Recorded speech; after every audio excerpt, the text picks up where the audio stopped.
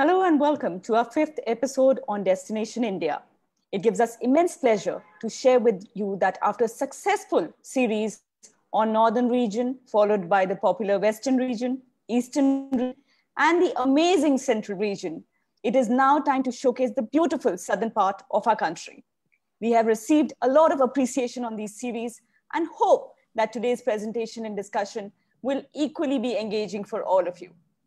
Our evening is also graced by our esteemed panelists. We have with us Mr. Srivat Sanjay, Deputy Director General and Regional Director South, Ministry of Tourism, Government of India. Mr. Pandyan, who's the Director of South Tourism and Indian Panorama. Along with that, he's also the Managing Director of Cholan Tours Private Limited. Ms. Sandhya Haridas, Manager for India Tourism, Kochi. And Mr. Shubhankar Ghosh, General Manager, Renaissance Bangalore Racecourse Hotel. I welcome all the panelists today. Thank you so much for joining us. A quick introduction on India City Walks. I request the slide to be up, please. Recipients of various awards, both nationally and internationally, we deliver best immersive city experiences and share the stories of sustainability, social impact, cultural knowledge in India. Our mission is to take Indian tourism synergies on a platform where it attracts maximum interest through the exciting variety of culture and the nuances of diverse themes. We have been curating tours, experiences, walks, and specialty sessions for the wide audiences across the globe. I request Mr. Shaman, Director of Communications, to introduce SATA. Hi, a very good evening and welcome to the edition of Digital Travel, the India Southern Belt. It is our great pleasure to have you on board with us. And I would like to thank our viewers at this time for being with us throughout the India series. We at South Asian Travel Awards have been recognizing the region's hospitality for the last couple of years. And it's an honor to have done this wonderful journey for the region.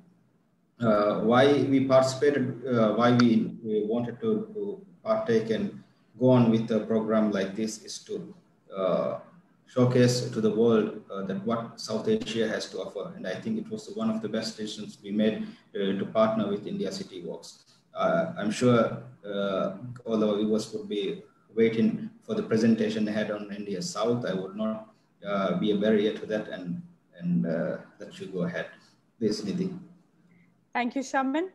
Similar to our last session and our previous sessions, this session also is divided into two segments. The first segment begins with a presentation on the Southern India, covering most of its prominent states, cities, and their experiences. Our second segment covers the question and answers with our distinguished panelists. Our state in focus today are Telangana, Andhra Pradesh, Tamil Nadu, Karnataka, and Kerala. Over to my colleagues to begin the session. We shall begin our Southern India journey with Telangana, a state of enthralling destinations. Bordered by states like Maharashtra, Chhattisgarh, Odisha, Andhra Pradesh, and Karnataka, the state is very well connected nationally and internationally. Hyderabad is the capital city. The state is a melting point of various cultural influences. When we talk about the history of the state, it has a rich and a shared past. Having roots going back to ancient history, the rule of the Mauryan dynasty, followed by the rule of Satavahanas, one of the most powerful empires. With time, multiple empires and dynasties have come and ruled the region, like the Chalukyas, Kakatiyas, Vijayanagar Empire, a name that we all have heard, also emerged one of the greatest kingdoms.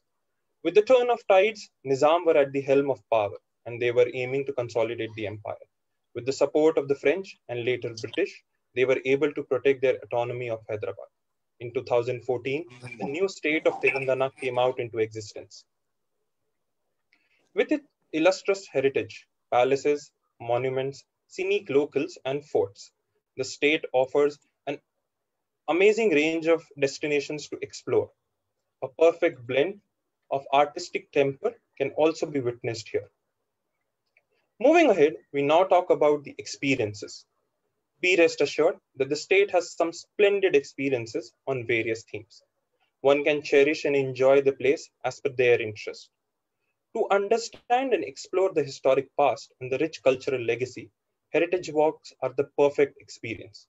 Be it Old Hyderabad or the Khamman Fort or the Archaeological and Heritage Museum of Nizamabad and many other places in the state will surely make you fall in love with history. If history and heritage is something that you're not looking for, then the state has a lot more to offer. Adventure experiences are next on the list. Rock climbing, rappelling, trekking are some of the options that you can choose from. From something exciting, we now move towards spirituality. From Iskon Temple to Jagannath Temple, Saint Mary Church to Makkah Masjid to Chiklur Balaji Temple. These are some of the prominent houses of worship where you can find a moment of peace and seek blessings. As we move forward, this slide has highlights of the experiences from the state that we just spoke of. Heritage walks in Old Hyderabad, Salarjung Museum, which is a must visit, Qutub Shahi tombs, along with the adventure activities and houses of worship. I hope with each passing moment, you're falling in love with the state and have already started planning a trip. If there is something else that you're looking for, the next slide will surely have something for you.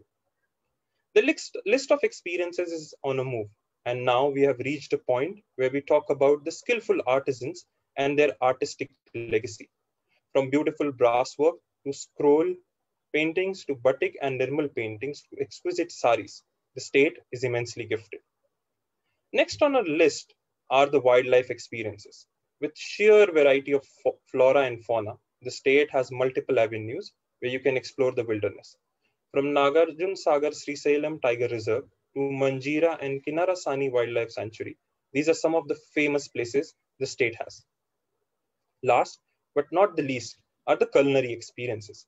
The state represents a unique blend of food, beverages, and eating habits. The hinterlands of Telangana offer a culinary experience with the local flavors and spices going into the making of these dishes. When we talk about food, how can we miss the city of Hyderabad and its unique cuisine? Moving on, we have the slide where we have the glimpses of handicrafts, paintings, food, and wildlife sanctuaries. Continuing our culinary journey, we are now going to talk about the food delicacies that makes the whole experience unique. From the flatbreads, curry dishes, savory snacks, to desserts, a plethora of options. On this slide and next, we have listed some of the famous food items, but list just does not stop here. Moving on with the journey, the next slide has the food delicacies like halim, which is a classic meat preparation, the very famous Hyderabadi biryani, and some famous desserts. Badal ka meetha, the variant of Shahi Tukda, which is a very popular dessert. The last segment is all about the fairs and festivals, which showcase a composite and inclusive culture and traditions. From colorful, vibrant, floral festival of Batukama to a festival of Bonalu, where goddess Mahakali is worshipped, to many more fairs and festivals that celebrate the cultural fabric of the state. With this, it's time to move from one state journey to another. Andhra Pradesh is recognized for its legendary dynasties, temples, exquisite handicrafts, rich literature, and vibrant cultural fabric. Andhra Pradesh echoes the aura of antiquity through every aspect of it. The state is vibrant with historical monuments, which are considered to be the embodiment of architectural wonder. The state is very well connected nationally with all three modes of transportation and also has international connectivity. A rich and a shared history. The region was ruled by multiple dynasties like the Pallavas, Chalukyas, Kakatiyas, Reddys. When the British took over the control of the region, it became a part of Madras Presidency. Andhra Pradesh is a perfect destination for all, from nature lovers to wildlife enthusiasts, devout followers to history buffs, ranging from hills to beaches, temples to monuments, mountains to wildlife sanctuaries. Andhra Pradesh is replete with everything that will amuse you. Our list of experiences starts with wildlife. If you love exploring forests and witnessing wildlife in their natural habitat, Then Andhra Pradesh has many wildlife sanctuaries and national parks that are worth visiting. From Krishna to Koranga to Pulikat bird and wildlife sanctuaries are to name a few famous ones. Heritage walks are a great way to experience the beauty and grandeur. It opens up a treasure trove of wonderful stories. Some of the famous places are the old town of Vishakhapatnam, Undavali caves of Vijayawada, Gandikota Fort, and the Amravati Stupa, and there are many, many others. A spiritual immersion in the sacred cities of the state is a perfect way to relieve yourself in the modern paced life. Visit the peaceful and the tranquil houses of worship and experience the divine and the divinity. Moving on, the slide has the highlights of the experiences from cities of touristic importance. The next segment of our experiences begins with the exploration of galleries where artifacts infer the evolution of past culture, arts, and crafts. Some of the most prominent museums worth visiting are Amravati Archaeological Museum, INS Kursura Museum in Vishakhapatnam, and many others, which lets you get a peek into past traditions and customs. If your vacation is incomplete without the excitement of adventure activity in your itinerary, then places like Horsley Island, Bhavani Island, the city of Vishakhapatnam has options of doing scuba diving, paragliding, rappelling, trekking, and much, much more. Andhra Pradesh is known for its delicious food. The cuisine is known for its spicy, tangy dishes and a diverse culinary culture. Some of the most famous food items are awaiting us in the next segment of the state. But before we talk about the food items, the slide on your screen has some of the captured moments of the experiences. The state brings out a brilliant blend of flavor, seasoning, and taste. Options for both vegetarians and non-vegetarians. A food experience is a must. Apart from the exhausting list of food that the state has to offer, one of the most famous food items is puliora, an exotic version of tamarind rice, also known as chintaman. It is enriched with spicy flavors, with one of the main ingredients as tamarind, along with curry leaves, tomatoes, and mustard seeds. Moving ahead on the slide, the list of famous food continues, but a very unique, flavorsome food item is kandi podi, a classic Andhra recipe, where the lentils are dry roasted along with red chilies and cumin seeds, and are finely grounded to a powder. Once grounded, salt and asafoetida are added. An absolute delight to senses, almost addictive. It is usually eaten with rice and a drizzle of ghee. The fairs and festivals are all about the celebration of local folklore, mythological legends, and religious traditions. Some of the most famous festivals and their glimpses are on your screen. I would request my colleague Shomrita to take you through the next journey from southern India. Tamil Nadu. The southern state of the Indian peninsula is the land of Dravidians, boasts of cultural opulence, with gorgeous coastline with Bay of Bengal in the east, Western Ghats in the west, the Indian Ocean in the south, and the foothills of Eastern Ghats in the north. All forms of transportation is available in the state, both national and international. The capital of the state is Chennai, known to be the home of the oldest civilizations in the world. Tamilians take much pride and great efforts to protect their 2000 years of history and heritage. The official language of the state is Tamil, one of the oldest languages spoken in the world today by 80 million Tamilians around the world, and approximately 77 million of them residing in the state of Tamil Nadu. To explore this, we will now go back in time to understand its history. The history of the state is often linked to the establishment of four major dynasties: the Cholas, the Cheras, Pandyas, and the Pallavas. By 1500, the European powers like the Dutch and the Portuguese came and settled in the present-day Chennai as traders and missionaries. The state became the first British presidency in the 17th century. Post-independence, the state was renamed as Tamil Nadu from Madras in 1969. And in 1996, the name of Madras was changed to Chennai, deriving from a name of a village called Chennapattanam.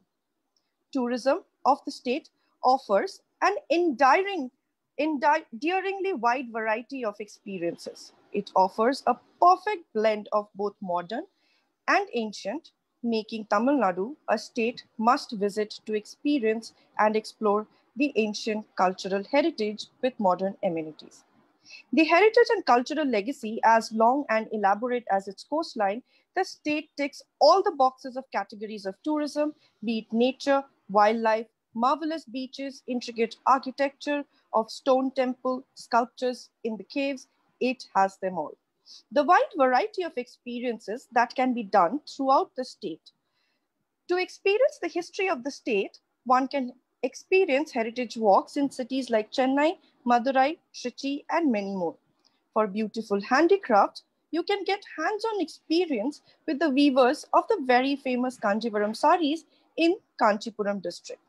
Tanjore paintings, wood, and granite carvings are some of the worth mentioning handicrafts of the state.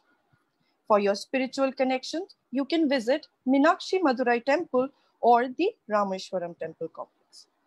On this slide, we have captured some of the iconic places such as Rameshwaram Temple complex, Shore Temple, and many more. Tamil Nadu is an inviting tourist place, the travel guide of which promises delightful experiences to cherish. Just as as the temple state of the country, it is also home to Mother Mary and St. Thomas. For the adventurous souls, the hill station of Yarkod, Kodaikanal, and Ooty offers various adventurous sports like paragliding, rock climbing, trekking, etc. The beaches of Mahabalipuram and Puducherry offers you surfing and many more water sports. There are also exclusive rural gateways which bring out the nuances of pristine village life as mentioned on the slide. For wildlife lovers, it is definitely a heaven and it is highly recommended to visit places such as Mudumalai Wildlife Sanctuary, Masinaguri, Annamalai Tiger Reserve, and many more. Tamil Nadu is sparsely dotted with some of the most beautiful hill stations. On the slide, you can see pictures of some of the beautiful villages and hill stations of the state, which will take you back to the lap of nature, rejuvenating your soul. Moving on, we will now relish some of the cuisines of the state. The cuisine of the state has made it equally famous. Most famous are listed on the slide. Do not miss the taste of fluffy idli, sambar, and dosa when you're in the state. On this slide, I would like to highlight the delicacy of pongal.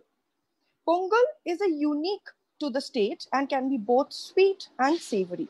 The main ingredient of pongal is rice, as it is a dish which is especially made during their harvest festival, which is also known by the same name. Chettinad cuisine is often associated with the delicacies of the state.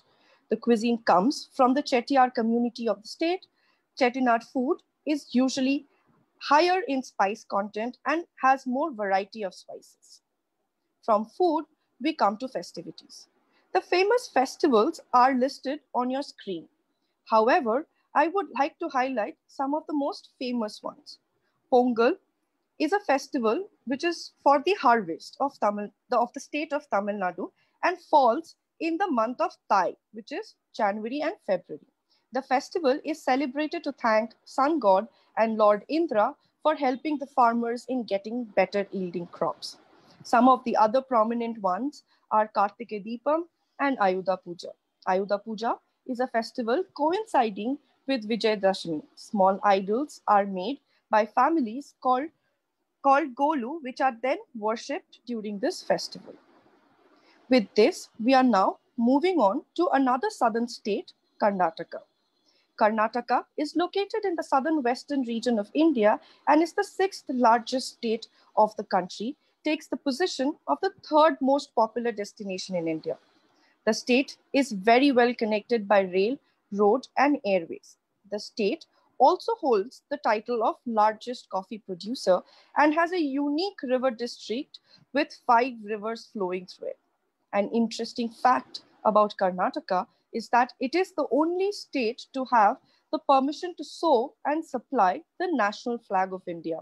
That is done by Karnataka Kavadi Gramodyoga Samyukta Sangha. Moving on to understand the historical legacy of the state. Karnataka has an enthralling history. The state saw the rule of multiple dynasties like Mauryas, Pandyas, Satavahanas, Badami, Chalukyas, Rashtrakutas before the rise of kingdoms like Hoysala, Vijayanagara, Bahamani, and Bijapur Sultanate. The modern history of Karnataka saw the emergence of Vadiyars of Mysore and Hyder Ali as significant political powers, followed by the India's independence in 1947. Talking about tourism, the state lies in between the Western Ghats and Western Coast. It is home to 507 of 3,600 centrally protected monuments in India. Karnataka, as a state, holds diverse opportunity to quench your thirst for cultural legacy, tranquility of nature, thrill of the adventure sports in the beaches, or in terms of spiritual peace. In the following two slides, we will elaborately look into the experiences that can be availed while you plan your trip to Karnataka. One can indulge in these experiences through heritage walks around monuments of history in places like Hampi, Mysore, Badami, and in Bangalore at Kabun Park and Nandi Hills. Whether it's spring, summer, winter, or monsoon, sports activities offered in the state keeps your adrenaline rushing. The state is also known for its wellness experiences in the state-of-the-art facilities of resorts tucked away in pristine landscape where you can indulge in pampering yourself. On the slide, you can see some of the architectural marvels of the state, such as Mysore Palace, temples of Hampi, and few of the other iconic heritage places which cannot be missed while you're visiting the state. Talking about the spiritual connection, Karnataka has its deep roots in spirituality and divinity. It has a large number of Jain temples, Hindu shrines, Buddhist pilgrimages, mosques, and churches. Gokarna, Murudeshwar, Hampi, Madikari, Dharmasthala, and Badami are some of the towns that have an association with the rich mythological background of India. Karnataka is a land of rich biodiversity and diverse topography. The state continues to be a delight for the wildlife lovers. There are 5 national parks and 25 wildlife sanctuaries in Karnataka that shelters some of the rare and ample number of endangered and common species. For the creative souls, the state offers a variety of specialities that reflects the craftsmanship preserved throughout history. Paintings, ivory carvings, sandalwood crafts, Mysore silk, leather lampshades, etc. are some of the many interesting crafts seen in Karnataka. Moreover, metalwork of Udupi is also a worthwhile mention for their intricate craftsmanship. On this slide, we have curated a pictorial representation of places related to spirituality, wellness, and wildlife experiences that I've spoken in my previous slide. I hope these images rekindle your desire to go out and explore the state. When you are in the state, it is mandatory to try the local cuisines. We have listed a number of dishes that are famous on the slide. Among these, I would like to highlight few of the most popular dishes, which is a must try. Besibeli Bhat, a traditional recipe of Karnataka that is prepared in every Kannadiga's home. The dish has a distinct coconut flavor and is available in any restaurant in Bangalore. Korigasi, a lip-smacking chicken curry, which comes from the coastal region of Karnataka. And of course, you can't miss tasting the authentic Mysore Pak when you are in the state. On the slide, among the mentioned delicacies, I would like to highlight a non-vegetarian delicacy hailing from the land of Korg. Pandi curry is made every time there is a reason for celebration. The dish uses pork meat and a special Kurgi vinegar, which imparts a distinct sour flavor. Yet again, with food comes festivities. Karnataka is a vibrant state famous for its grand festivals. Many festivals of Karnataka are conducted in the name of art, religion, season, etc. The famous ones are the Shera festival of Mysore Palace, Kambala Buffalo Race in Mangalore, and Ugadi, which symbolizes the New Year in Karnataka. The state is full of festivals and fiesta. Karnataka is a land of sandalwood fragrances, ancient sculpture temples, manicured gardens, ornate buildings, and magnificent palaces. The state never fails to spring delightful surprises. With this, I request my colleague Himanshu to take us through another southern state of the country. Welcome to the God's own country, Kerala. On this journey, we will showcase the beauty of the state, which attracts everyone to come over and over again. It is bordered by Karnataka to the north and northeast, Tamil Nadu to the east and south. If we talk about the connectivity, state has a good network of rail, roadways, and flights. It is situated at the northwestern coast of the country. The meaning of Kerala in Malayalam is known as the land of coconuts. Kerala is the 13th largest Indian state by population. It is divided into 14 districts, with the capital being Thiruvananthapuram. Malayalam is the widely spoken language and also the official language of the state. The state is a fine blend of classic and contemporary, offering a wonderful and fascinating maze of history, rich culture, unique architecture, interesting customs. With 100% literacy rate, the state has India's highest density of science and technology personnel and also the highest physical quality of life index. If we talk about the history, as per the folklore proclaims, Pashurama, an incarnation of Lord Mahavishnu, threw his axe into the sea, covered the maximum distance possible, and formed Kerala. Kerala has an extensive and complex history. Different empires like Cheras, Cholas, Pandyas, Rashtrakutas tried to establish their power center in the state. Of these, Cheras ruled over Kerala for the longest. It was only in 1498 when Vasco da Gama established a sea route that Kerala becoming an entry point for the Portuguese, bringing it under the colonial rule. If we talk about the state, the Kerala was formed as a state on 1st November 1956. Kerala is today one of the most sought after tourist destination in the world. Today, Kerala tourism is a global super brand and is recognized as a trendsetter in the country. Its unique culture and traditions, coupled with its various demography, has made Kerala one of the most popular tourist destinations in the world. It has unique geographic features made up of misty hillstones, emerald green valleys, lush ecotourism locales, refreshing waterfalls, numerous rivers, network of lagoons, natural harbors, jungles with exotic flora and fauna, cool backwaters, lush hill green landscapes, soothing Ayurveda, and many more, all of which remain evergreen attraction to the travel enthusiast. Kerala is a mixture of everything from heritage walks to adventure journeys to artistic experience. The land would never cease to surprise with its spectacular view and unique experiences. The coastal state is home to diverse landmarks, architecture, and culture.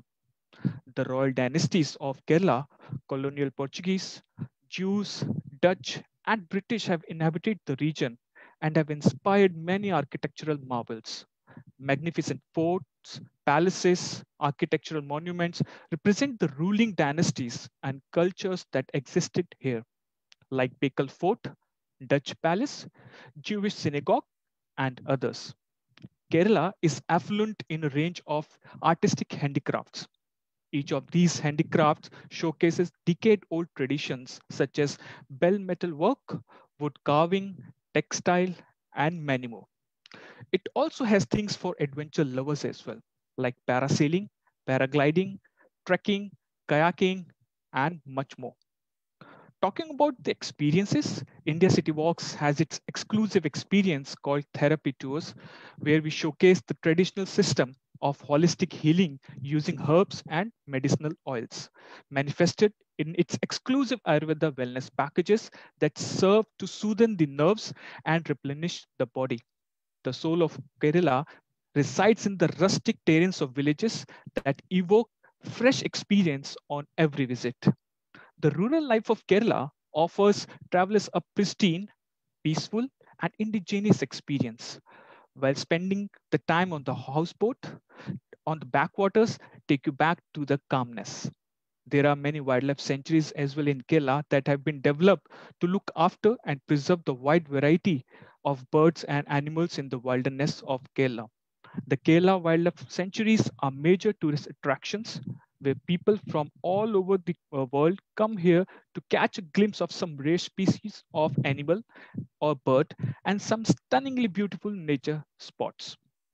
On this slide, we have captured some of the chosen moments of the houseboat experience, wellness, and wildlife.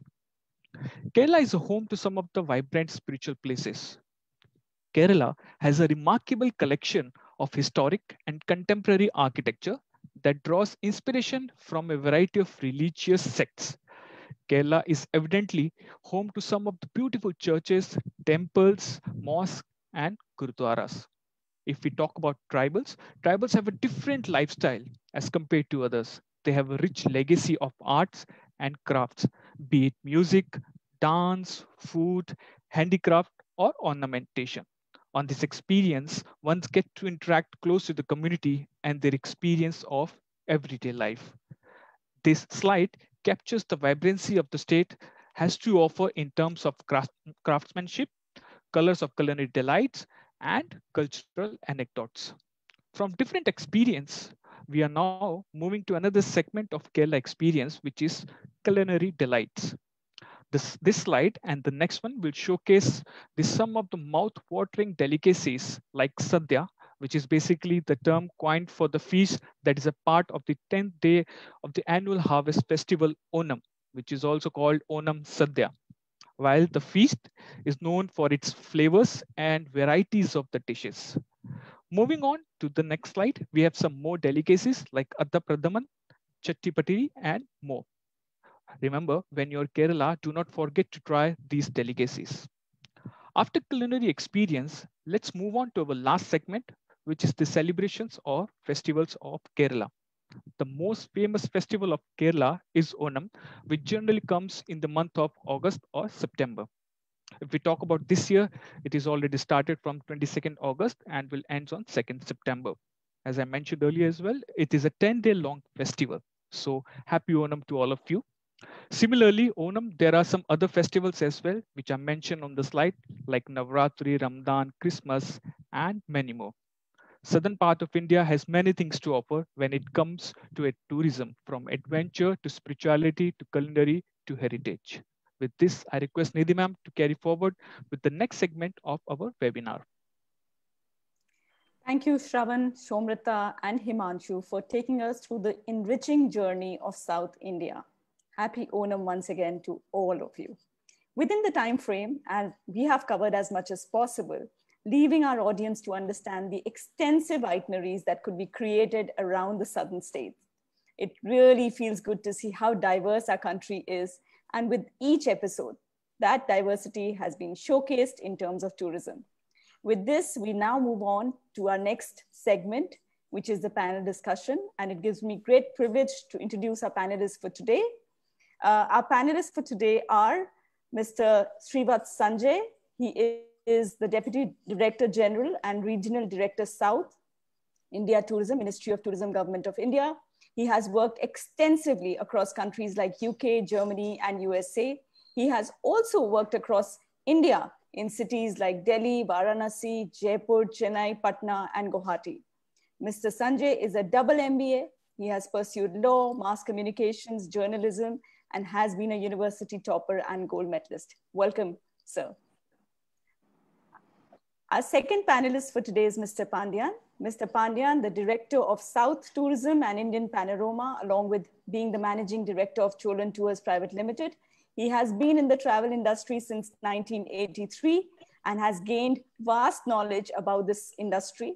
He wanted to create his own travel company that provides solution. With all his determination and positive spirit, he started a small travel solutions company in South India in the name of South Tourism with 2 staff members. He shared his vision and knowledge along with his personal experience to his people who are now the asset of the company. Taken the company to next level care. Today, the infrastructure at his company and its wide network of offices, backed by the best travel professional, gives holidays a new meaning indeed. Welcome, sir. Our third panelist for today is Ms. Sandhya Haridas. Ms. Sandhya is the manager for India Tourism Kochi, Ministry of Tourism, Government of India. She has been in this position since November 2018. Prior to this, she was posted as Assistant Director at India Tourism, Los Angeles office for a period of 4 years. She has also worked in niche tourism division and in New Delhi. She has been with the ministry for over 8.5 years. And she's formerly worked in UAE as well as event organizer. She has an MBA in marketing and overall experience for 18 years in marketing communications. Welcome to the session. Our last but not the least, fourth panelist is Mr. Shubhankar Bose. Mr. Bose is newly appointed General Manager at Renaissance Bengaluru Racecourse Hotel. In his new role, he will be spearheading various specialized functions at the hotel and will also be responsible for steering the management team. He has strong background in hospitality, the right set of skills and experience that further helps in providing a complete and state-of-the-art experience for his guests.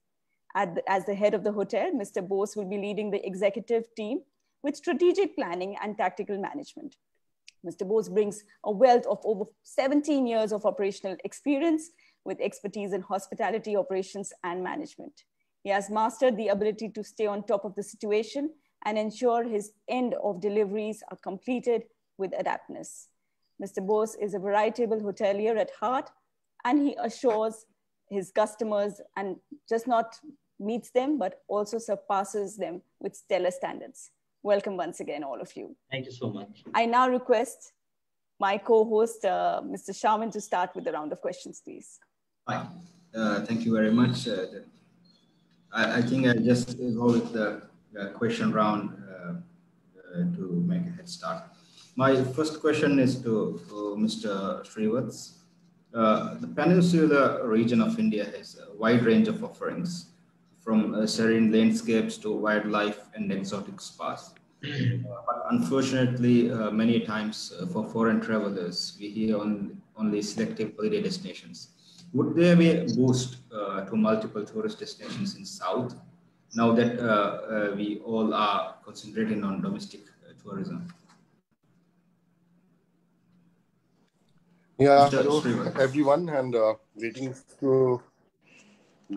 to all of you, to Nidhi Bansal, the CEO of Indian City Walks, Mohammad Shamim from the South Asia Travel Awards, Mr. Pandyan, who is the leading tour operator from South, winner of multiple awards, Sandhya, who is the Assistant Director at Kochi, Mr. Shubhankar Bose, the General Manager at Renaissance Bangalore, and all the people on this panel today and joining the webinar.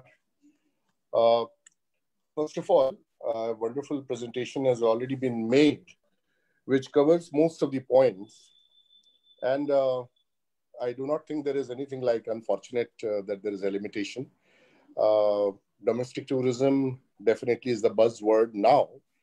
But as of South India, when foreigners are coming here, there is absolutely no limitation.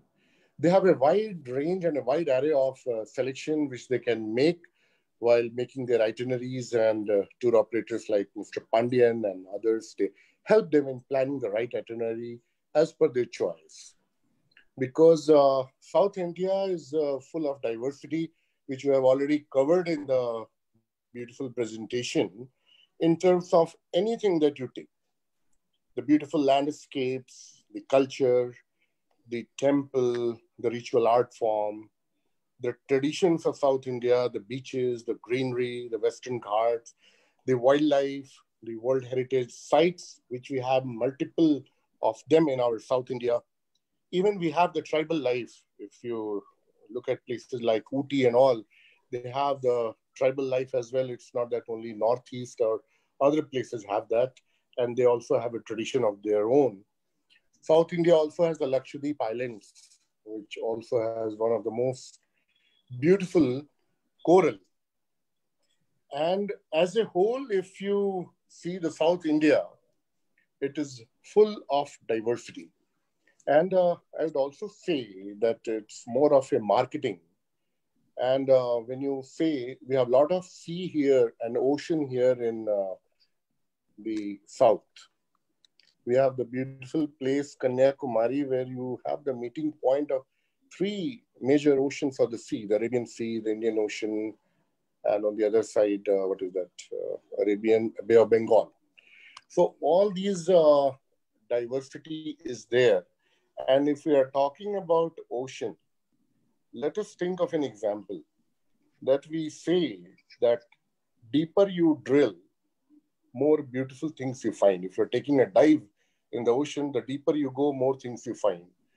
So connectivity wise, always North India has been more connected. It is attached to the major land masses of the foreign countries also. So it has a wide range of boundary with the other countries. South, you have to travel further. But then when you travel further, like traveling more down the sea, more beautiful things you find embedded over there. So I would say that South is lacking nowhere, rather it has more of diversity. And sometimes I think, it's my personal opinion, that Taj Mahal is very famous and it is has been among the seven wonders of the world. But you look at the temple of Tanjavur, I don't find it any less, not from the religious point of view, from the architecture. Look at the massiveness of the Tanjavur temple. I feel very strongly that it should have been, along with Taj Mahal in the seven wonders of the world, it could have been the sixth and then seventh, the Taj Mahal. But maybe it's more of a marketing. That is what we need at the moment. And when we are hit by Corona, then naturally we are looking for the domestic tourism, because international travel can get affected. But our own people, when they are traveling, sometimes the tour operators have also observed that the paying capacity of the Indians are sometimes better. We have a very rich class of people who have a better even paying capacity. And sometimes even they are less bargaining, and they're creating more earnings as a tourism earning.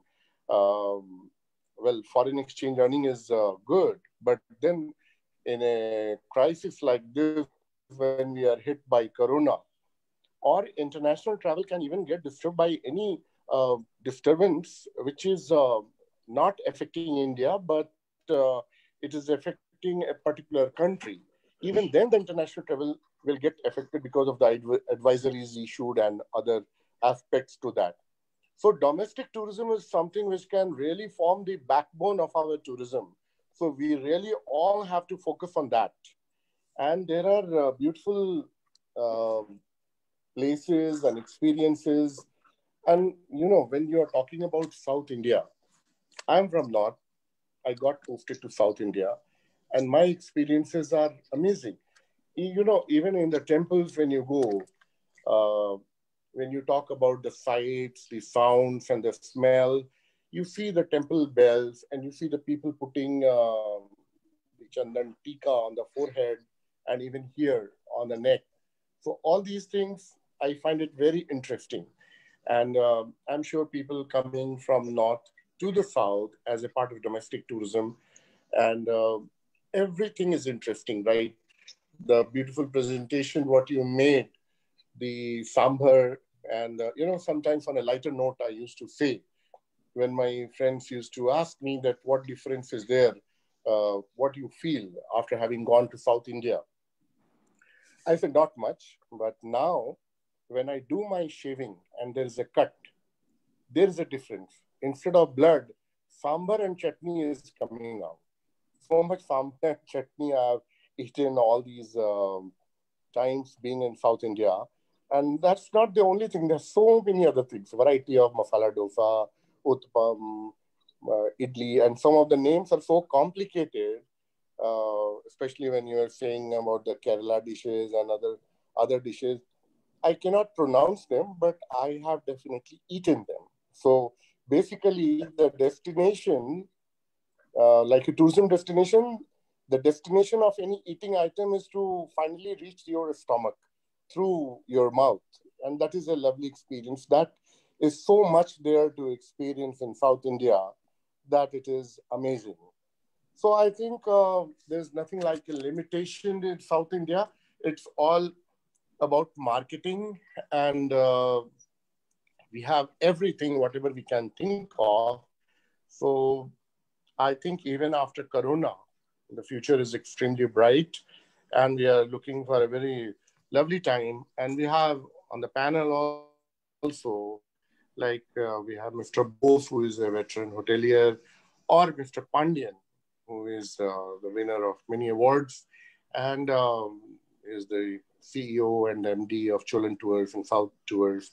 So they are all doing a great job bringing in domestic as well as international tourists to the South. And I'm sure the challenges which lie ahead with the cooperation of everyone, the entire tourism industry, we are going to do a good job. And it's a very resilient industry, and we are going to come back, bounce back in a very big way. And I think the sky is the limit, and there's a very bright future ahead. So there is. We are going to come back, and the industry is going to come back. Thank you, Mr. Srivats, for your for the very wonderful answer, having briefed everything to the point. Next question is to Mr. Pandian. Mr. Pandian, yes. How has the tourism industry changed in southern India over the years? And what are the most remarkable changes that you have seen? Okay, very good question. Firstly, thank you for arranging this, Nidhi, and all the team members, and you and Mr. Sanjay. He's spoken excellently, the way and the excellent presentation. I don't know who's behind designed the whole complete presentation. Excellent, beautifully described. Someone cannot do in 30 minutes entire South, this which is a very good thing, because South itself, it's a many countries. It's not just a one state or one part of the country. It has a huge variety, and you have done very well in 30 minutes, showcasing to the world. Okay, the question is about what is the remarkable changes, and yes, huge, enormous. If I look at 1980s and 1990, after that only Southern India's got picked up. Before there was a few tourism, we were lacking on hotels, we were lacking on roads. And what is a destination? Destination is basically a better convenient road. Now we have in the whole country the best roads in South India, better than any parts of India. The South has a beautiful connectivity, and thanks to our hoteliers. Firstly, I must say, in 1990s, I remember 90s, hardly any good hotels was there. Very few hotels. Few people came and changed the tremendous changes in the industry. Number one is CGH Earth. In 1990, Kottayam Anjali Hotel is the only hotel after Madurai. After Madurai to Cochin, between, there is nothing was there. Hotel. Only Anjali was there and casino. But CGH Earth, they came in the middle. They created a beautiful product, Spice Village, Coconut Lagoon. I'm not doing advertisement. This is how the destination has been changed. CGH, and then GRT came forward. GRT group of hotels, they came, and they made every city and destination to change. And Leela, ITC group, all these things came in Southern India after 96, 97. The growth got very good. And 2001, our Prime Minister time, the road development was beautiful. Now road is excellent. Most important, what is a remarkable change? Safety. The most safest place on earth is Southern India. Tourists always have a fantastic time, safe and secure. There is no problem at all for tourists. Always they ask pen and what is your name? How old are you? That's a nonsense question. Other than that, people they are so friendly tourists. Either Kerala, Karnataka, Tamil Nadu, Pondicherry also one of the beautiful belts we have. Road connectivity, hotels as a product, it has been improved enormously. If you compare 15 years back, yes, North India, 90s I visited, Jaipur, Rajasthan. Yes, it's been developed in 90s, very well developed. But South got, as he said, Mr. Sanjay said clearly, the marketing is not, even though today also still is undiscovered. South has more hidden places. He said very well rightly, Tanjore. And I want to add Hampi. No place in the world has a 20-kilometer monument in the world. 20-kilometer, somebody needs 2 full days to cover. It's a beautiful, spectacular monument, Hampi, one of the best in the country, I would say. Tanjore is beautiful, but Hampi is equally very well, but it's not been focused. It's not been showcased very well. Kerala has a beautiful greenery and Tamil Nadu is different, all different. It's not the same. Food is different, culture is different, language is different. If I go to Kerala, I speak English. I can speak broken Malayalam, but still I manage English. The same when I go to Karnataka, I speak English. So it's a different. It's not like in India, people, they think everybody speaks Hindi. Not at all. When North people, they may speak Hindi. But when it comes to South, you go to Pondicherry, which language? Either you need to know Tamil or French. English is third. So when you go to Andhra, you have to speak Telugu. First criteria. So South has changed so much, enormous, beautifully changed. Firstly, safe and secure and excellent roads. Beautiful products came in the last 15 years. These hoteliers, they made the huge changes as a destination. They have invested money, enormous money. Okay, we tour operators also invested cars, but the hoteliers, what they invested, huge. They make the destination difference. They create the experience, they create the food, they showcase the destination in better way. In that way, South India, the hoteliers are doing excellent, enormous, beautifully.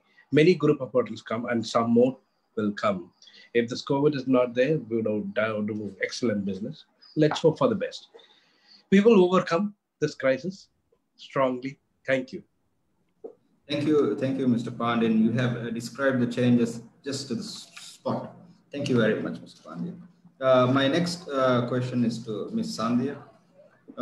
Do you think that in the ongoing and post-COVID-19 scenario, Kerala's medical and wellness facilities would work as an advantage to attract tourists, particularly when everyone is looking to gaining travelers' trust and faith? Thank you, Nidhi, for the opportunity and South Asia Travel Awards, and welcome to all the panelists also. Yes, definitely, Kerala has already a proven track record when it comes to medical and health indices. We've topped the overall health index in the country. Kerala has some of the best primary healthcare centers and hospitals, both government as well as private. And during the COVID crisis, actually, Kerala has shown an excellent example of treatment, contact testing, tracing. It's been seen with the data that's come out with high recovery rates and low death rates. And this has gained a lot of international recognition also. It's been lauded internationally. To add to that is Kerala's traditional system of wellness, Ayurveda. It has garnered a lot of attention, like mainly owing to its immunity boosting properties. So everybody's buzzwords is, oh, there's this spice, turmeric can be used for this. So there's like a lot of buzz about Indian spices as well as Ayurveda. And so I think it's this combined prowess of both medical and Ayurveda, which is like a win-win situation for Kerala. And it can help gain traveler faith and as well as bring in tourists seeking wellness tourism. So I'm pretty sure post-COVID, we're going to see a lot of people coming in to experience wellness in Kerala. Thank you, Mr. Sandhya. Very brief. My next question is to Mr. Bose. Most travelers to Bangalore are either business travelers or transit travelers. Is this a myth? In your opinion, does Bangalore need a tourism boost? Yes, absolutely. And before I start, I would like to first, and foremost, very important that I need to thank you, Mr. Samin and Nidhi, from ICW and SATA for arranging this lovely panel session and the lovely presentation, because it just boosted a lot of positive energy towards tourism. And I think that's what we need. The need of the hour currently is actually focusing on domestic tourism, and that's something which all hotel and all hoteliers are really focusing right now, understanding that how this can actually lead to a great future for our country and for the tourism industry in the country. So yes, for the question that you've asked me, I won't say Bangalore, but Karnataka as a state, um, I think it would have focused really, really well if this pandemic would have not come, with the new, government really focusing a lot on the tourism in 2019 in several forums. And what we understood is the requirement of the basic requirement is already there, in terms of infrastructure, in terms of roadways, and as Mr. Pandyan and Mr. Srivas very, very clearly mentioned, that how South India has a treasure of tourism. I think all round tourism impact are there. Like there are elements of really, really something which can attract a lot of tourism, whether it is monuments, whether it is heritage, whether it is world UNESCO heritage centers, uh, mountains, hills, and we have in Karnataka itself we have about 320 kilometers of coastline, which is extremely important to kind of highlight how important is these places for the tourism. So to me, if you ask me about boost, yes, that is the most important thing. I think there are a lot of marketing that is required, a lot of integrated efforts from all the sectors of tourism, uh, and definitely a very, very big boost from the government, from the Ministry of Tourism, will definitely help us to do well. Bangalore as a city is very well connected. It has the biggest network of airlines for people to travel. We have connectivity with all the South Indian states, so it can actually become a center or the hub basically for the domestic tourism to really go for the best that we can see in future. And what we need is definitely a lot of lot of marketing, a lot of efforts from various stakeholders. That's my point. Thank you so much for that, Mr. Bose. We start with the second round of questions, and there's always this thing of paucity of time, and we have such distinguished panelists. So I'm going to actually go a little over the time for this particular session, but requesting my panelists to be a little brief so that we are able to manage the time overrun that we're going to be doing shortly. I'll start with the second question to Mr. Sanjay. So Mr. Sanjay, in your opinion, what is the best way to define South India as a whole from tourism definition? Our audience would really like to hear your thoughts on the same. In the previous answer, you did talk about domestic tourism and international tourism, but what is the best way to define the entire region as a whole as a tourism definition? Would be really great to know from you, sir. Yeah, to put it very briefly and in a very compact way, I think all the points we have already covered, but South, if you look at it as a whole, it is full of all the products that any traveler is looking for. And it should be underlined with culture and wellness. And other things are also there, because mountains and the beaches and whatever you can think of, everything is there. The food, the dances, the music, everything, whatever you can think of. So I think it's a complete destination by itself. You come to South and you forget the whole world. That is what I would like to say. Thank you so much. You actually come to South and you forget the whole world is absolutely true in its saying, sir. So thank you for that. Mr. Pandian, the question for you, sir. It is often seen that South India has a huge influence on temple architecture and as a part of tourism revolving around spiritual attractions. In the COVID-19 situation and all restrictions on the spiritual places, what would be the ways to revival as per your opinion? This question I like and hate. Okay, let me be honest. Look, whenever the South has been showcased as a temple destination, it's a wrong marketing because South is not only temple; it has everything. It has beach, wildlife, architecture. Everything is there. South has so many. It's a contrast. Nowhere in the world it has this many contrast. In every 200 kilometers, there is a different.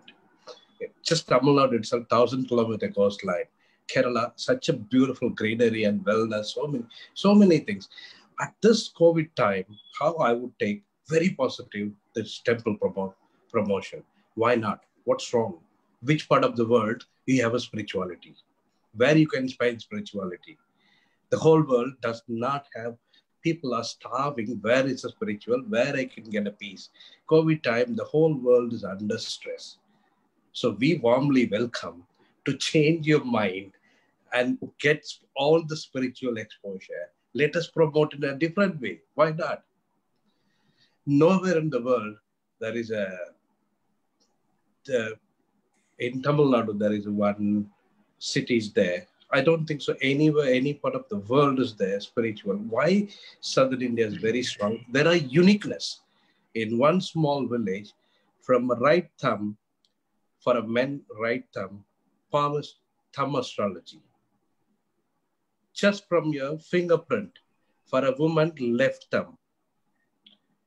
Just from the fingerprint, they read about whole everything. They say about your name. What is your father name? What is your mother name? You don't need to say anything. Just from the thumbprint. Which part of the world it is possible? Only here in Southern India. So at this time, COVID time, everybody's the whole world under stress.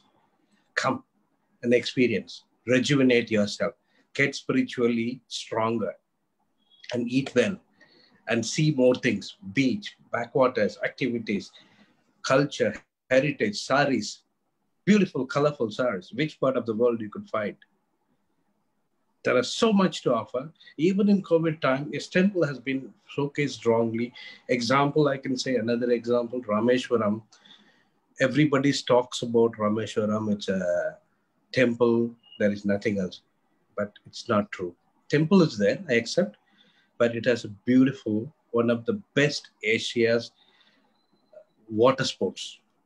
And cheapest in the whole Asia.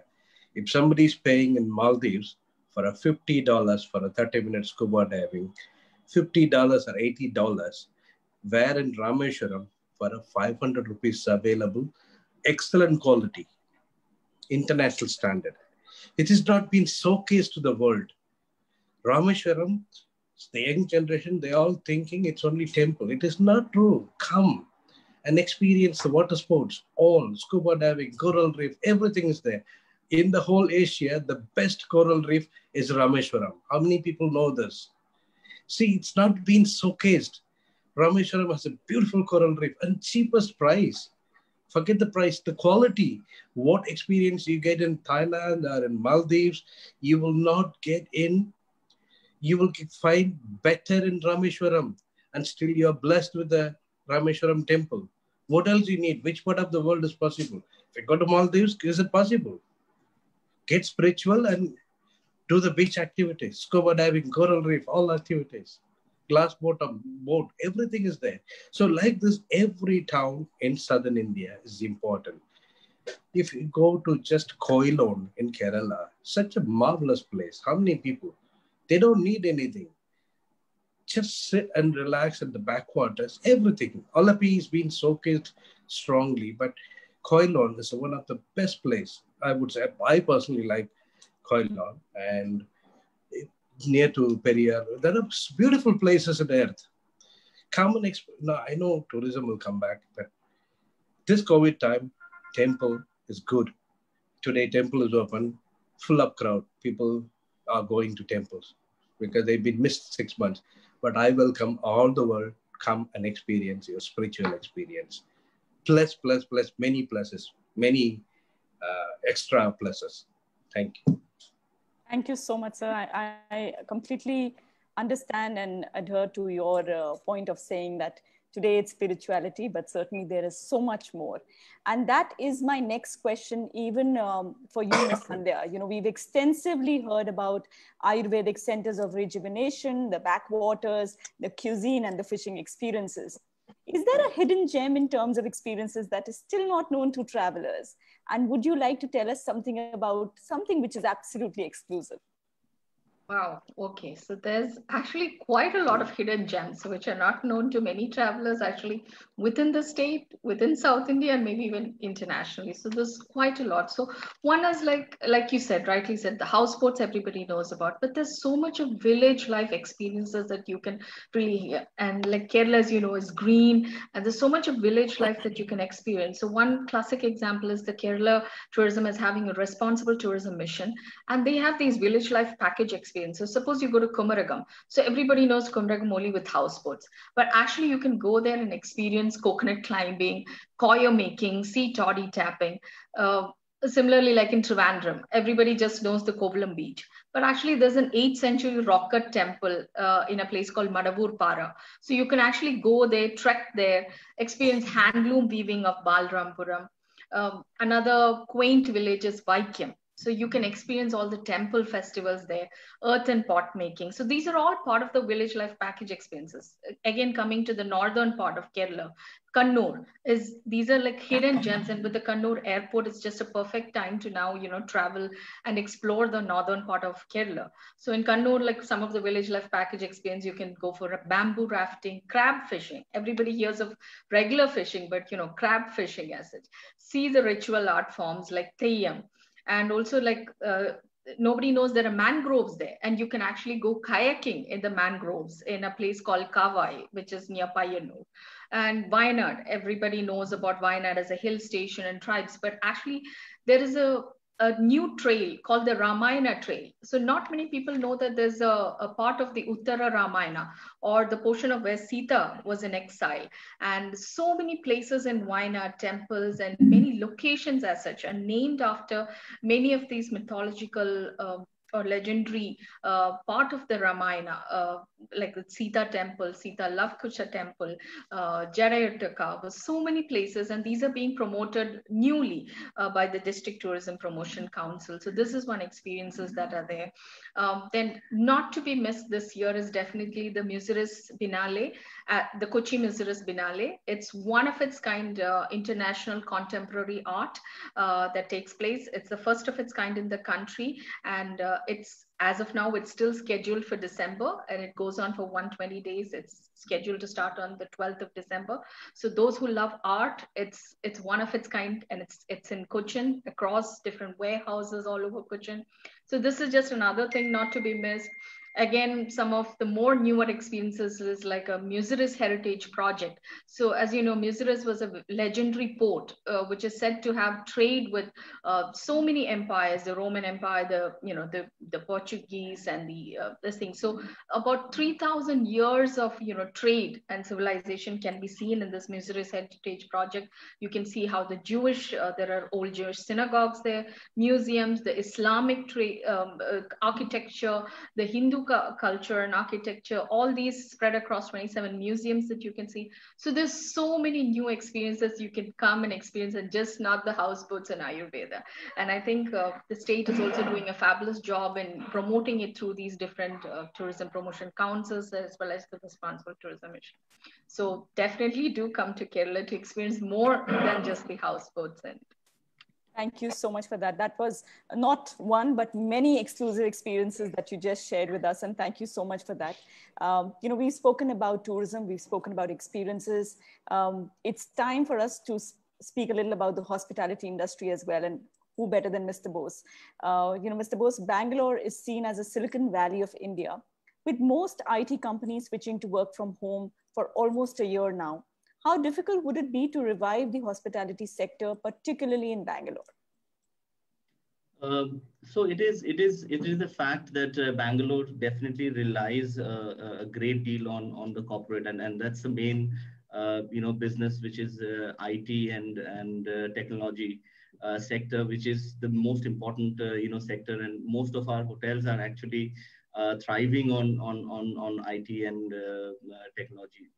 And it is a fact that yes, this particular segment will take time to come out and go to pre-COVID times, how things were working for the hotels and how the corporate movements were or the travels were actually possible.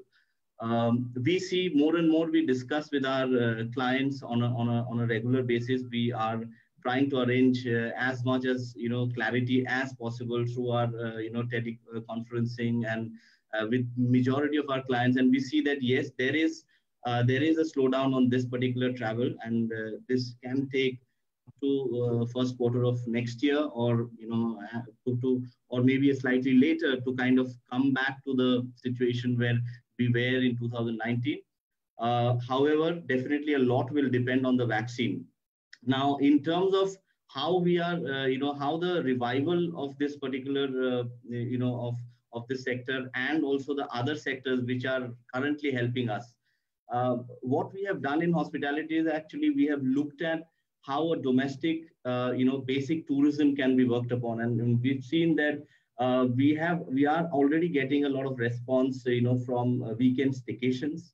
We see people are getting more anxious to come out and experience, in a much more, much more kind of safe environment in a hotel, where safety is very, very much important at this time. And being a part of Marriott International, Renaissance, and all other Marriott properties, we have actually come out explicitly talking about what our standards of hygiene has been. That is actually creating a lot more confidence as the time passing by, for guests to come and experience at the hotel. However, to kind of revive and currently survive during this period of pandemic, and till the time we come to see the actual revival starting maybe in the first quarter or next second quarter of 2021. We are also working a lot on the on all our other avenues of business, which is primarily the F&B. Our F&B business has actually started seeing some ray of light, and we have gone into different ways of going for this F&B business to our clients. We have started deliveries, which which at some point of time it was absolutely at the backseat of our business, but currently it is actually one of the driving force in the hospitality business. We have started doing brunches at home for people, which is actually picking up very much in Bangalore. Being IT and people working from home, they feel much more comfortable actually ordering from a 5-star hotel or a hotel which has repute. Also, we have started doing F&B experiences, luxury F&B experiences in our rooms, which kind of gives the guest more comfort during, comfort and also safety from any kind of, infections or any kind of environmental, other environmental things that are available at the restaurant or in an open air. So, we are really going ahead with a lot of new ways, or the new normal of the current scenario. And we see that the revival is already starting to happen, but it will not be very, very soon that we'll see, our pre-COVID times will come back, but it will come back gradually with the new normal in place. Sure, certainly. It has to come back gradually to the new normal. And like Mr. Pandian mentioned, we all are extremely spiritual at the moment and praying to ensure that, we all go past this phase and, experience better things coming forward.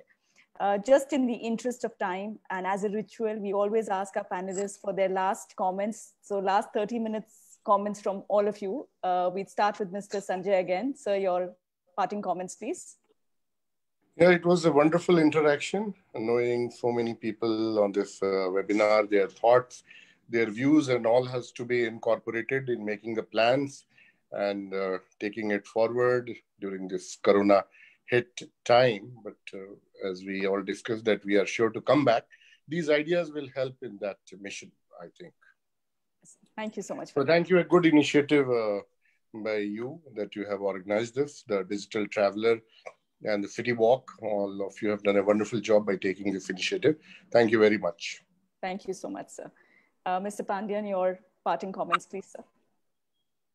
The session is handled beautifully, and everybody, as Mr. Bose represented hotel, and Mr. Sanjay sir spoke everything about in Southern India. I think he loves since he came. Yeah, I think he loves food, culture, everything. He has seen more than anybody, all the states, because he's been traveling. I don't know how he's sitting now, 6 months, 365 days. He used to travel for 350 days, for sure. He's always on the road, every day one city, checking hotels and destinations. Because I know, I've seen him, how hard he works. I don't know how he's managing sitting idle. So, me also, sitting for the last 5 months. And definitely the session is beautiful and best wishes. It's been handled very nicely. The presentation was beautiful. Please convey who's created this presentation. Very nicely. They've, even some of the pronunciation, they have done it beautifully. Like Malayalam word, they've spelled correctly. In Tamil word, they spelled correctly. Telugu word also, they spelled correctly. I think they did some effort. It's not that heck up doing it. They did it with the dedication. I could see that. Best wishes. Thank you. All the best. Thank you on behalf of the entire team who's been behind this entire presentation. I thank you once again for that, because I know, being a part of the entire preparation process, it goes into a lot of detailing, and people take a lot of effort. So the entire team, not only Shomrita, Shravan and Himanshu, but everyone else who's been behind the scenes also, I thank you on behalf of them and motivating them with such great words. Thank you, sir. 30 seconds, Ms. Sandhya, your parting comments, please. Well, mine was on the presentation. So because the first time I heard, you're going to do a 30-minute presentation on South India, I was a bit skeptical. I was like, how are they going to cover the entire South India in like 30 minutes? Because when I do a Kerala presentation, 45 minutes is not enough. So hats off, wonderful job. And I think this is the way we should promote the entire region as one, and just not alone, standalone as Kerala separately or Tamil Nadu separately. As we unify as a region, it's more easier to sell and showcase what we have. I think, and this presentation just beautifully did that, what entirely the region offers, because you always hear of like Delhi, Agra, Jaipur being promoted as one golden triangle. So like that, circuits in the south can definitely be promoted. And I think that is where that unison that we have will go a long way in getting travelers to come and explore. And especially in this COVID time, we would feel more safer, people coming from the nearby states coming and visiting us. And I think that's the way forward, getting more people from closer states more to us. So that's mine. Thank you. Wonderfully done, Mr. Thank you so much. Thank you. Mr. Bose, your parting comments, please. Yeah, thank you so much. I think, this was a very much needed kind of an interaction and a lot of ideas. And I actually got to know a lot more about the South India and its treasures that we have. And I think Mr. Srivats and Mr. Pandian, Ms. Haridas, they have been really, really detailed. And it actually helped me as a hotelier to kind of, get to know more, which will help me in talking to my, clients and people that I meet on a regular basis. And it's a very important aspect that, how South India can be so important in the world map, especially with regards to tourism. And there was no time better than this now that we start focusing on our own, strengths in tourism. So, thank you so much, SATA and ICW for arranging this, and I'm extremely from the hospitality fraternity. I think we should look forward to more and more such sessions, and kind of pull this through to see the future, which is much more brighter than what it is today. Thank you so much. Thank you so much, Mr. Bose. My co-host, Mr. Shaman, would you like to give your parting comments? 30 seconds, please. Shaman, sorry, you're on mute. Thank you all for the kind words and on our show. I think we are achieving what we have targeted. by what we have been saying. Yeah, that's what we got to know. And now this is the end of the India episode. I think we might have to consider again going for a second round or not. But that's for later talk to decide, isn't it, Ms. Nidhi? But then again, of course, this was a great idea by ICW in collaboration with SATA, and we will definitely be doing more editions, hopefully in the future. But then again, once again, thank you all for the kind words and in participating in the Digital Traveler show. Thank you very much. Thank you. Thank you so much. Thank you once again, all the Thank you panelists. to all. And thank you so much to our viewers who have joined us today and who will be watching this episode on SATA Facebook and India City Walks Facebook. From India, we will be shortly moving to other destinations in South Asian regions. The information will also be available on SATA Facebook page. Please do stay connected and please do stay safe. On behalf of SATA and India City Walks, this is Shaman and Nidhi thanking you for your presence and thank you for watching us. Have a good evening. Thank you. Thank you very much.